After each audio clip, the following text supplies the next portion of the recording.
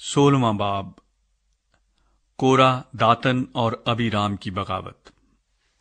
और कोरा बिन इजहार बिन कहात बिन लावी ने बनी रूबन में से अलियाब के बेटों दातन और अबीराम और पलत के बेटे ओन के साथ मिलकर और आदमियों को साथ लिया। और वो और बनी इसराइल में से 250 और अशखास जो जमात के सरदार और चीदा और मशहूर आदमी थे, मूसा के मुकाबले में उठे। और वो मूसा और हारून के खिलाफ इकट्ठे होकर उनसे कहने लगे, तुम्हारे तो बड़े दावे हो चले, क्योंकि जमात का एक एक आदमी मुकद्दस है और खुदावंद उनके बीच रहता है। सो तुम अपने आप को खुदावंद की जमात से बड़ा क्यों कर ठहराते हो? मूसा ये सुनकर मुंह के बल गिरा। फिर उसने कोरा और उसके कुल फरीक से कहा कि कल सुबह खुदावंद दिखा देगा कि कौन उसका है और कौन मुकद्दस है, और वो उसी को अपने नजदीक आने देगा, क्योंकि जिसे वो खुद चुनेगा उसे वो अपनी कुर्बत भी देगा। सो आए कोरा और उसके फरीक के लोगों, तुम यूं करो कि अपना अपना बखूर दान लो और उनमें आग भरो और खुदावंद के हजूर कल उनमें बखूर जलाओ। तब जिस शख्स को खुदावंद चुन ले वही मुकद्दस ठहरेगा। आए लावी के बेटो, बड़े बड़े दावे तो तुम्हारे हैं। फिर मूसा ने कोरा की तरफ मुखातिब होकर कहा, ऐ बनी लावी सुनो, क्या ये तुमको छोटी बात दिखाई देती है कि इसराइल के खुदा ने तुमको बनी इसराइल की जमात में से चुनकर अलग किया ताकि तुमको वो अपनी कुर्बत बख्शे और तुम खुदावंद के मस्कन की खिदमत करो और जमात के आगे खड़े होकर उसकी भी खिदमत बजा लाओ। और तुझे और तेरे सब भाइयों को जो बनी लावी हैं अपने नजदीक आने दिया। सो क्या अब तुम कहानत को भी चाहते हो? इसीलिए तू और तेरे फरीक के लोग ये सब के सब खुदावंद के खिलाफ इकट्ठे हुए हैं। और हारून कौन है जो तुम उसकी शिकायत करते हो? फिर मूसा ने दातन और अबीराम को, जो इलियाब के बेटे थे, बुलवा भेजा। उन्होंने कहा, हम नहीं आते। क्या ये छोटी बात है कि तू हमको एक ऐसे मुल्क से जिसमें दूध और शहद बहता है निकाल लाया है कि हमको बियाबान में हलाक करे? और उस पर भी ये तुर्रा है कि अब तू सरदार बनकर हम पर हकूमत जताता है। मां सिवा इसके तूने हमको उस मुल्क में भी नहीं पहुंचाया जहां दूध और शहद बहता है, और ना हमको खेतों और ताकिस्तानों का वारिस बनाया। क्या तू इन लोगों की आंखें निकाल डालेगा? हम तो नहीं आने के। तब मूसा निहायत तैश में आकर खुदावंद से कहने लगा, तू उनके हदिये की तरफ तवज्जो मत कर। मैंने उनसे एक गधा भी नहीं लिया, ना उनमें से किसी को कोई नुकसान पहुंचाया है। फिर मूसा ने कोरा से कहा, कल तू अपने सारे फरीक के लोगों को लेकर खुदावंद के आगे हाजिर हो।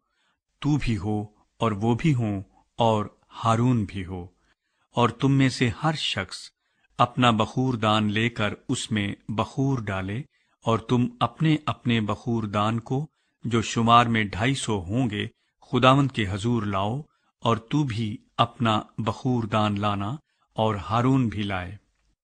सो उन्होंने अपना अपना बखूर दान लेकर और उनमें आग रखकर उस पर बखूर डाला और खैमाए इज्तमा के दरवाजे पर मूसा और हारून के साथ आकर खड़े हुए।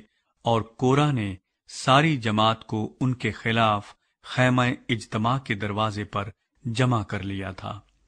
तब खुदावंद का जलाल सारी जमात के सामने नुमाया हुआ।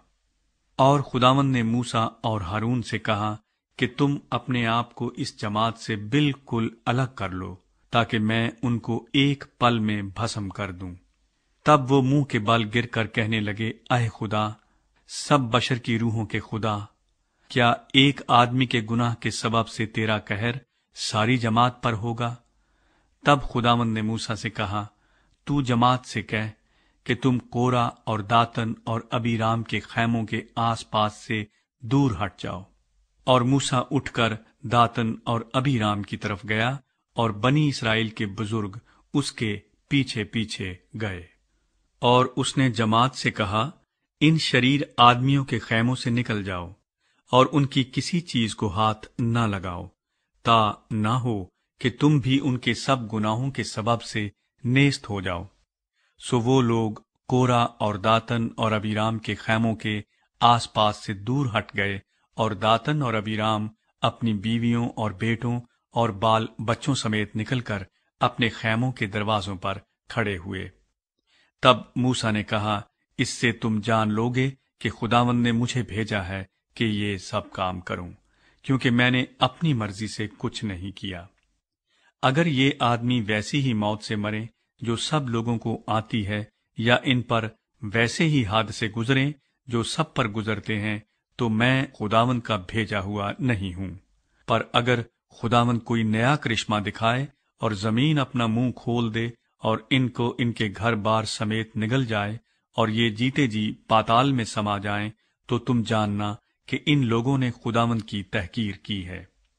اس نے یہ باتیں ختم ہی کی تھیں کہ زمین ان کے پاؤں تلے پھٹ گئی، اور زمین نے اپنا منہ کھول دیا اور ان کو اور ان کے گھر بار کو اور کورا کے ہاں کے سب آدمیوں کو اور ان کے سارے مال و اسباب کو نگل گئی۔ سو وہ اور ان کا سارا گھر بار جیتے جی پاتال میں سما گئے، اور زمین ان کے اوپر برابر ہو گئی، اور وہ جماعت میں سے نابود ہو گئے۔ اور سب اسرائیلی جو ان کے آس پاس تھے ان کا چلانا سن کر یہ کہتے ہوئے بھاگے کہ کہیں زمین ہم کو بھی نگل نہ لے۔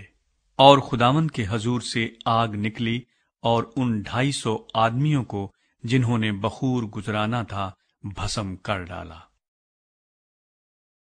بخور دان۔ اور خداوند نے موسیٰ سے کہا کہ ہارون کاہن کے بیٹے علی ازر سے کہہ کہ وہ بخور دانوں کو شولوں میں سے اٹھا لے اور آگ کے انگاروں کو ادھر ہی بکھیر دے، کیونکہ وہ پاک ہیں۔